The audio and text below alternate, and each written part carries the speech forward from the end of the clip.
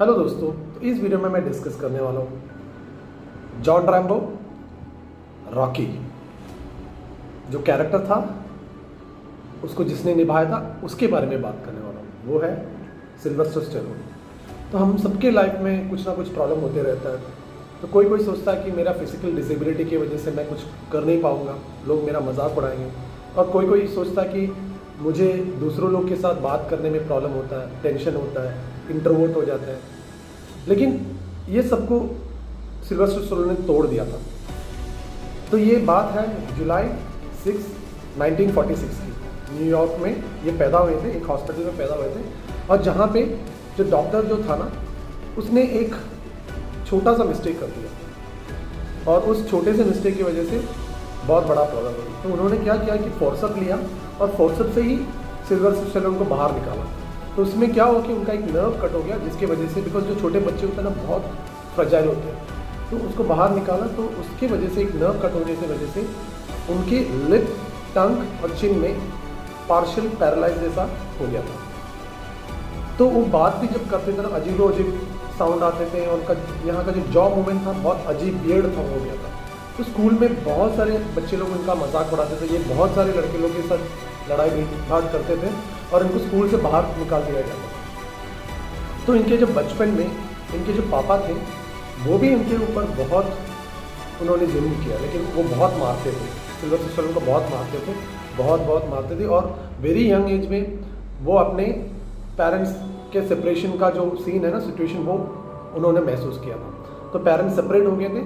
तो चाइल्डहुड में उनका जो फिजिकल डिसेबिलिटी एक हो गया, उसके बाद उनके जो पेरेंट्स का सेपरेशन का उसका दर्द अलग सा हो गया। स्कूल में मजाक उड़ाते थे because of his physical disability, लोग मजाक उड़ाते थे। लेकिन फिर भी सिल्वेस्टर स्टेलोन ने हार नहीं माना। वो अपने माँ के साथ रहते थे। उन्होंने जिम ज्वाइन किया अपने लो सेल्फ एस्टीम को वापस लेके आने के लिए, यानी कि अच्छा सा बनाने के लिए, पावरफुल फील करने के लिए, बहुत अच्छा फील करने के लिए उन्होंने जिम ज्वाइन किया, बॉडी बिल्डिंग किया, सब बहुत गंदे तरीके से बॉडी बिल्डिंग किया और बॉडी का बहुत अच्छा पोस्चर भी बनाया। उसके बाद उनको ऐसा एक शौक आया कि एक पॉइंट पे कि मैं बहुत राइटिंग में माहिर हूँ और मुझे बहुत क्रिएटिविटी मेरे दिमाग के अंदर चलते रहता है, तो क्यों ना मैं एक बुक लिखूँ। तो उन्होंने एक नॉवल भी लिखा था, पैराडाइज एली बोल के एक नॉवल भी लिखा था।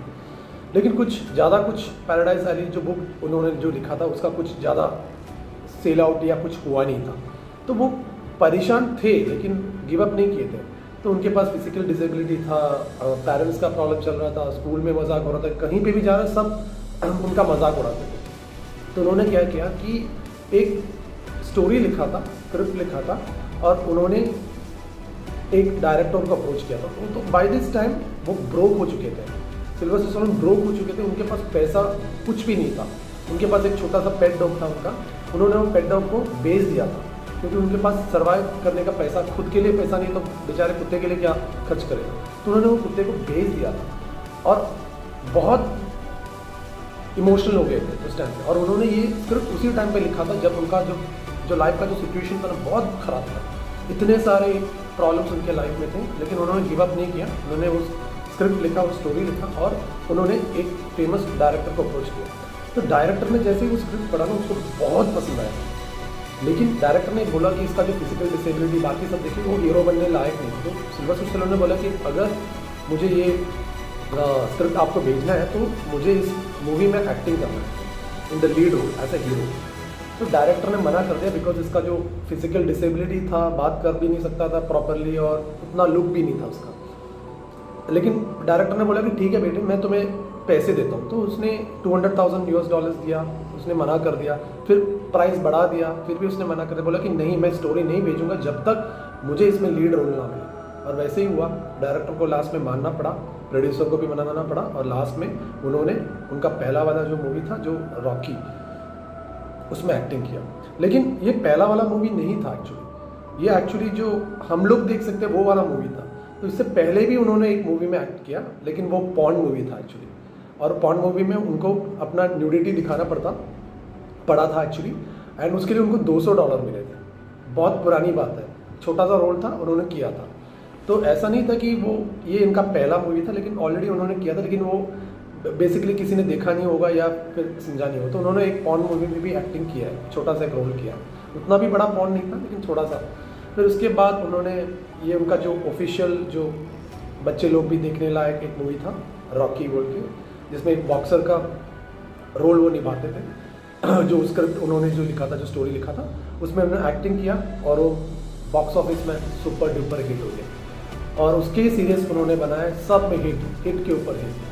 तो अगर कोई उनको जानेगा हॉलीवुड में या पूरी दुनिया में ना, तो ज़्यादातर उनके नाम से नहीं जानते। ये दो किरदार जो उन्होंने निभाया था, एक था वियतनाम वेटरन, वॉर वेटरन, जो बहुत खतरनाक सोल्जर है, यानी कि इनविंसिबल सोल्जर है, उसका एक रोल निभाया था। उसमें उन्होंने जॉन रैम्बो का रोल निभाया था और ये रॉकी जो इस मूवी, तो बॉक्सर का जो रोल उन्होंने निभाया था।